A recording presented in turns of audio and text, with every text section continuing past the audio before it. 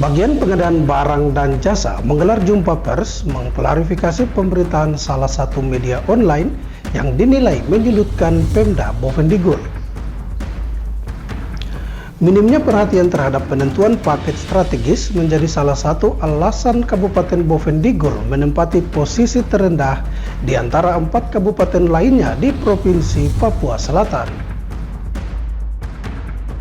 Halo, selamat pagi Bapak Mama dan Saudara dong semua. Senang sekali saya Fernando Kakurung kembali menjumpai Anda dalam tayangan Info Digul edisi hari ini, Rabu 29 Januari 2025. Selain dua topik berita tadi, sejumlah berita lainnya akan kami sajikan untuk Anda. Inilah Info Digul selengkapnya.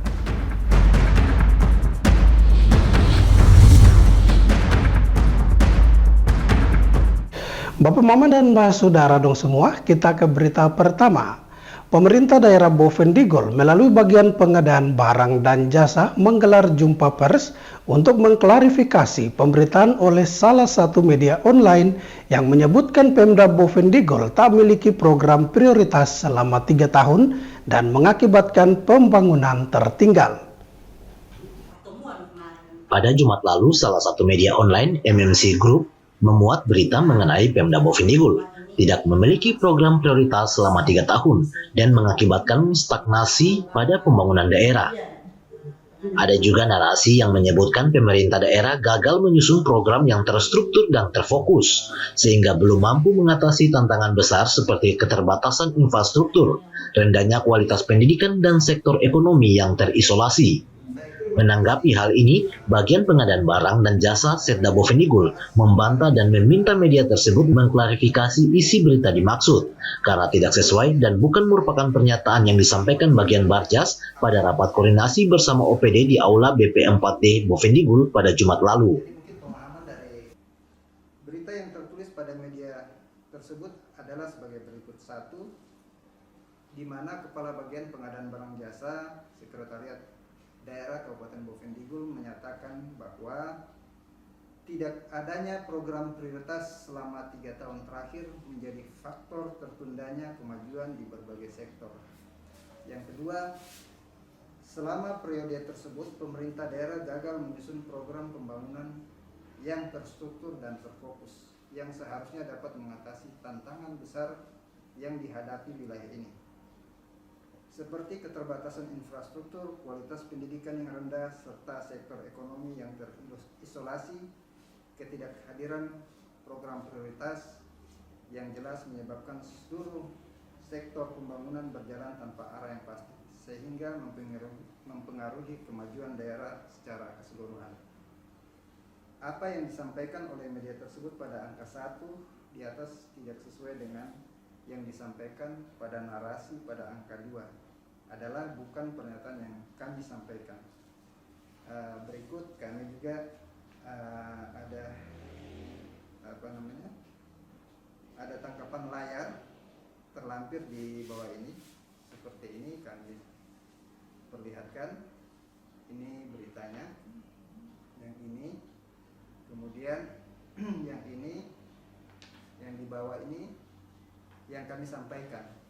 Ini ada notulensi juga di sini yang diberi warna kuning. Ini notulensi saya jelaskan bahwa yang sebenarnya kami sampaikan dalam pertemuan tersebut adalah sejak kabupaten ini berdiri belum pernah ditentukan paket strategis daerah. Jadi saya ulangi, sejak kabupaten ini berdiri belum pernah ditentukan paket strategis daerah. Penentuan paket strategis harus segera ditentukan. Hal tersebut juga tertuang dalam catatan notulensi yang kami lampirkan dalam bentuk tangkapan layar. Dan ini notulensi kami, nanti kami bagikan ke media. Pernyataan dari kami jelas bahwa kabupaten ini berdiri bukan selama periode 3 tahun terakhir, seperti yang disampaikan oleh oknum wartawan. Mungkin demikian penjelasan kami. Ada hal-hal yang kurang jelas, mungkin rekan-rekan media bisa menanyakan. Sekian dari saya. Wassalamualaikum warahmatullahi wabarakatuh. Selamat sore. Kepala Bagian Pengadaan Barang dan Jasa juga menjelaskan rekan-rekan media harus bisa memahami dan membedakan apa yang dimaksud dengan program prioritas dan paket strategis. Program prioritas merupakan suatu program yang dilaksanakan sesuai dengan arahan kebijakan RPJMD. Turunan dari program prioritas inilah yang akan diinventarisir oleh bagian pengadaan barang dan jasa berupa proyek atau paket-paket strategis untuk dilaksanakan dalam 1 tahun anggaran. Tim Liputan Digul TV melaporkan. Sementara itu, Bapak Mama menindaklanjuti instruksi Presiden nomor 1 tahun 2025 tentang efisiensi pengadaan barang dan jasa. Dibutuhkan sinergitas antara organisasi perangkat daerah di Bovendigul. Kebijakan ini telah diperkuat melalui surat edaran bersama Menteri Dalam Negeri dan Menteri Keuangan terkait penundaan pengadaan barang dan jasa hingga diterbitkannya peraturan lanjutan. Kepala Bagian Pengadaan Barang dan Jasa Bovendigul Muhammad Iqbal Bakhtiar menegaskan pentingnya sinergi dengan organisasi perangkat daerah dalam menindaklanjuti instruksi Presiden nomor 1 tahun 2025 tentang efisiensi pengadaan barang dan jasa. Kebijakan ini telah diperkuat melalui surat edaran bersama Menteri Dalam Negeri dan Menteri Keuangan yang mengatur penundaan proses pengadaan barang dan jasa atau kontrak hingga diterbitkannya peraturan lebih lanjut. Melihat adanya penundaan ini, seluruh perangkat daerah harus bersinergi untuk mengatur tentang pengadaan barang dan jasa. Langkah ini diperlukan untuk menyamakan persepsi dan memastikan implementasi kebijakan tidak menghambat kebutuhan operasional. Kemudian ada satu hal lagi yang membuat kami harus melakukan pertemuan ini, yaitu dengan adanya Inpres nomor 1, instruksi Presiden nomor 1 tahun 2025 tentang efisiensi belanja pengadaan barang dan jasa, sebagaimana telah ditindaklanjuti melalui surat edaran 2 menteri, yaitu Menteri Dalam Negeri dan Menteri Keuangan. Nah, salah satu poin di situ saya sudah lempar di grup, yaitu adanya penundaan proses pengadaan barang jasa, proses berkontrak dalam hal pengadaan barang jasa. Melihat dari fenomena ini, sehingga saya perlu berdiskusi dengan Bapak Ibu terkait pelaksanaan pengadaan barang jasa. Yang tadi Bapak Sekda sampaikan, RUP dan lain sebagainya, tetap kita berjalan, karena itu sudah memang amanat dari undang-undang. Lebih lanjut, Iqbal menyoroti potensi kebingungan yang muncul akibat kontradiksi antara surat edaran 2 menteri dan surat pedoman penyusunan APBD tahun 2025 yang justru menekankan percepatan proses pengadaan barang dan jasa. Menurutnya, hal ini menjadi tantangan tersendiri bagi pemerintah daerah untuk menyeimbangkan pelaksanaan kebijakan pusat dengan kebutuhan di lapangan, di mana salah satu poin dalam surat edaran 2 menteri tersebut menitikberatkan penundaan proses pengadaan barang dan jasa sampai ada peraturan lebih lanjut terkait dana transfer ke daerah. Tim Liputan Digul TV, Dedi melaporkan. Bapak Mama dan Mbak Saudara dong semua, jangan kemana-mana, info Digul akan kembali sesaat lagi. Tetaplah bersama kami.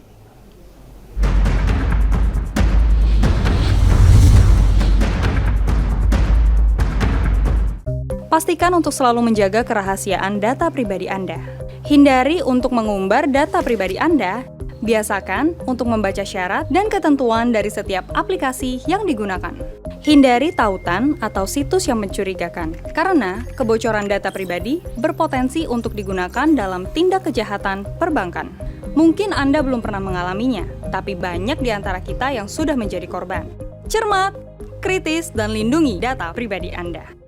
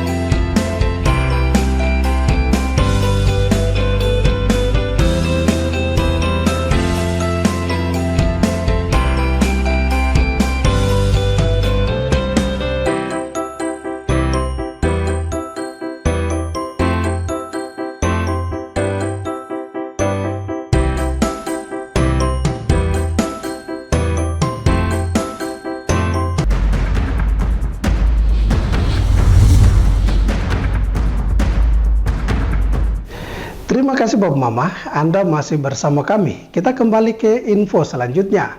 Sejak berdirinya Kabupaten Bovendigul, belum pernah ada penentuan 10 paket strategis dalam perencanaan pengadaan barang dan jasa.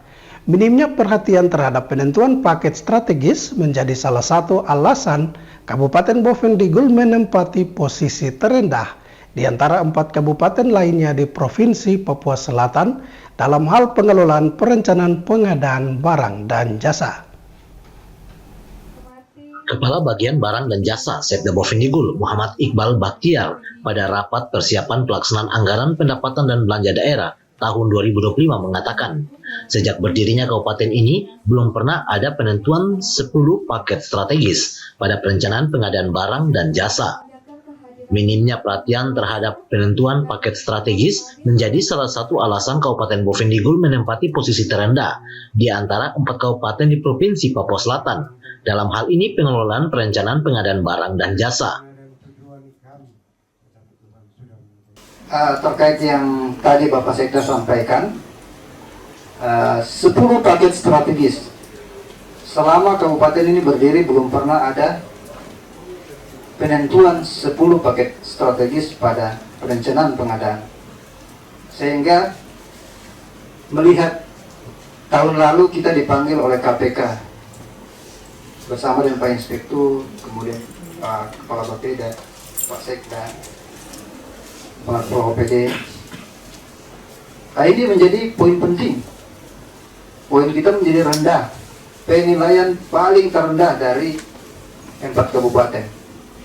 Kita paling di bawah. Karena kita tidak pernah menentukan dalam perencanaan pengadaan 10 paket strategis.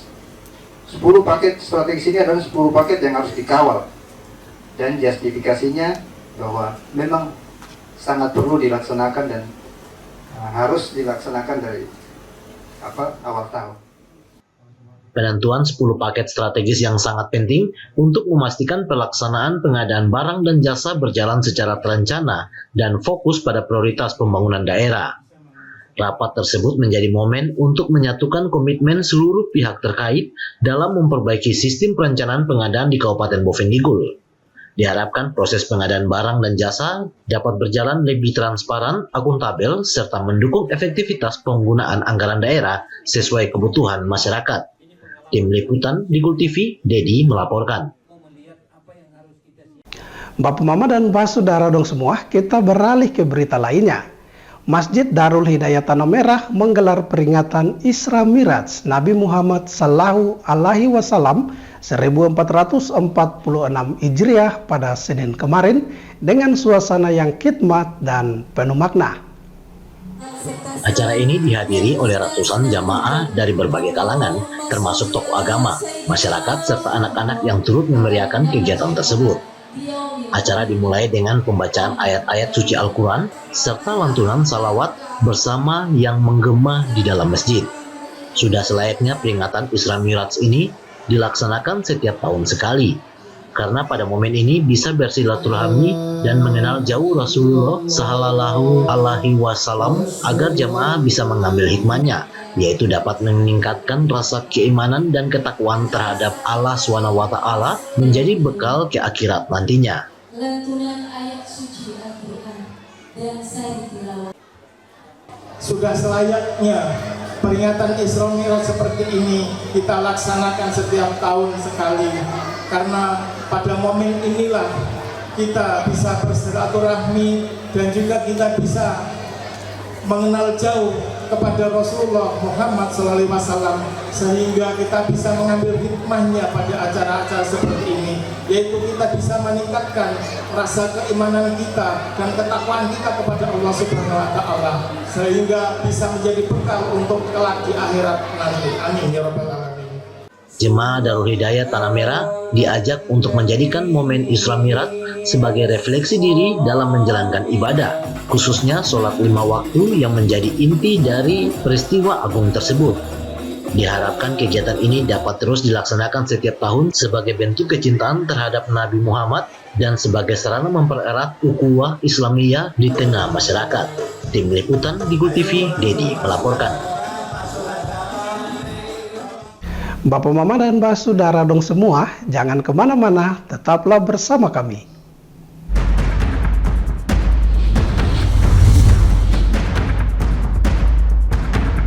Ini tolong diterima ya Pak. Nggak perlu, Pak. Terima ya Pak ya. Saya jamin aman. Tidak. Saya tidak mau terima, Pak. Pemberian gratifikasi dan suap yang diterima oleh aparatur negara termasuk dalam tindak korupsi. Pemberi dan penerima diancam dengan hukuman pidana. Mari bersama bangun budaya anti korupsi demi terwujudnya pelayanan birokrasi yang bersih dan berintegritas tinggi. Berani ambil sikap untuk bersih dari celah korupsi.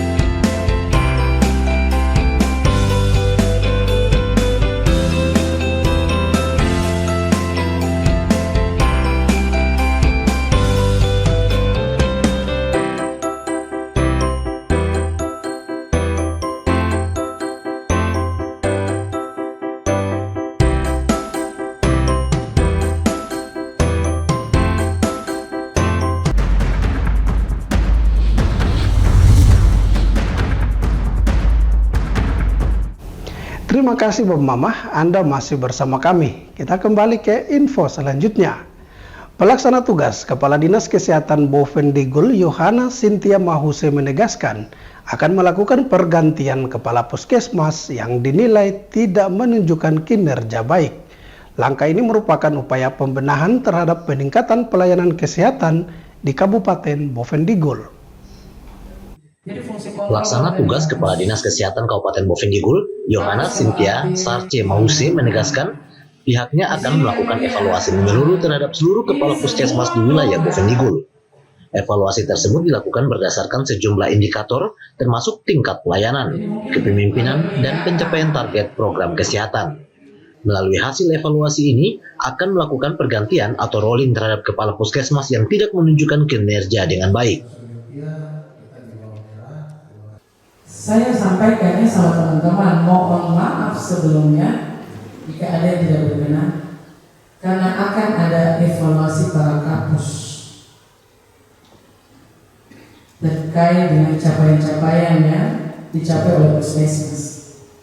Sebelumnya dalam forum ini saya sampaikan mohon maaf kalau nanti ada rolling kapus ataupun pergantian kapus. Saya sampaikan sebelumnya ya, supaya jangan teman-teman kaget atau tidak suka, karena kami sudah tampilkan ini sudah. Nanti akan menjadi kebijakan pimpinan seperti apa, keputusannya seperti apa, itu nanti kami bahas di tingkat pimpinan. Yang penting saya sudah sampaikan lebih dulu akan ada evaluasi. Itu mungkin ya kalau Tuhan saya tidak tahu saya sampai kapan menduduki jabatan ini. Kalau untuk saya tiap tahun kita akan evaluasi. Yang tidak bisa mohon maaf kami ganti. Langkah evaluasi merupakan bentuk komitmen dalam memberikan pelayanan kesehatan yang merata dan berkualitas kepada masyarakat Bovendigul. Di samping memberikan dampak positif terhadap kualitas layanan kesehatan, terutama di daerah-daerah pedalaman dan terpencil, PLTK Dis Kesehatan berkomitmen untuk memperbaiki sistem pelayanan kesehatan di Kabupaten Bovendigul, sekaligus mendorong semangat kerja di kalangan tenaga kesehatan untuk melayani masyarakat dengan lebih baik. Tim Liputan, Dibu TV, Dedi melaporkan. Bapak Mama, pencairan dana operasional puskesmas tidak akan dilakukan jika puskesmas bersangkutan belum melengkapi dan menyerahkan profil puskesmas, karena profil menjadi dokumen penting sebagai acuan dalam menyusun perencanaan anggaran dan laporan ke kementerian. Pernyataan ini disampaikan pelaksana tugas Kepala Dinas Kesehatan Bovendigul, Yohana Cynthia Sarce Mause, dalam rapat evaluasi tahunan bersama para kepala puskesmas dan staf Dinas Kesehatan. Dalam evaluasi tahunan, PLT Kepala Dinas Kesehatan Kabupaten Bovendigul menegaskan bahwa tidak akan mencairkan dana operasional puskesmas jika tidak ada profil puskesmas yang lengkap. Profil ini menjadi dokumen penting sebagai acuan dalam menyusun perencanaan anggaran dan laporan ke kementerian. Ketiadaan profil puskesmas telah menyebabkan Dinas Kesehatan Bovendigul menerima teguran dari Kementerian Kesehatan. Hal ini menjadi perhatian serius sehingga kebijakan tegas diambil untuk menghindari permasalahan administrasi yang berulang di masa depan. Terus terkait dengan OP. OP ini tadi banyak sekali yang merah ya, Ibu. OP ini banyak sekali merah. Jadi Pak Dolok mohon maaf, besok tidak ada profil puskesmas, tidak ada pencairan. Teman-teman sudah dengar? Tidak ada pencairan. Kemarin kami sudah toleransi terlalu banyak. Sampai saya sendiri sampaikan pribadi, tolong ya, kami sudah bantu nih, kalian bantu kami kan dengan profil. Akhirnya kemarin kami ditegur keras oleh kementerian, kenapa profil tidak ada sampai dengan waktu yang ditentukan. Yohana juga mengungkapkan, hasil laporan tahun 2024 telah terkirim ke provinsi maupun pusat dan data yang terkirim sesuai data real, sehingga tidak dapat dimanipulasi. Yohana meminta seluruh kepala puskesmas untuk segera melengkapi dokumen tersebut demi kelancaran operasional dan pelayanan kesehatan masyarakat. Dirinya juga menekankan pentingnya kerjasama semua pihak dalam menjaga integritas dan akuntabilitas pengelolaan dana kesehatan di Kabupaten Bovendigul. Kepala puskesmas juga wajib berkoordinasi dengan tim dinas jika mengalami kesulitan dalam penyusunan profil. Dengan langkah ini, diharapkan seluruh puskesmas di Bovendigul dapat menjalankan operasional secara optimal dan memenuhi standar pelayanan kesehatan. Tim Liputan, Digul TV, Dedi melaporkan. Bapak Mama dan Mbak Saudara dong semua, dengan berakhirnya informasi tadi, sekaligus mengakhiri perjumpaan kita dalam Info Digul pagi ini.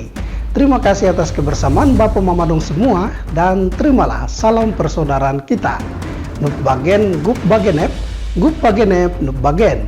Saya ada karena kamu ada karena saya ada. Saya Fernando Kakurung mewakili seluruh kerabat redaksi yang bertugas. Mohon pamit undur diri. Selamat pagi dan sampai jumpa.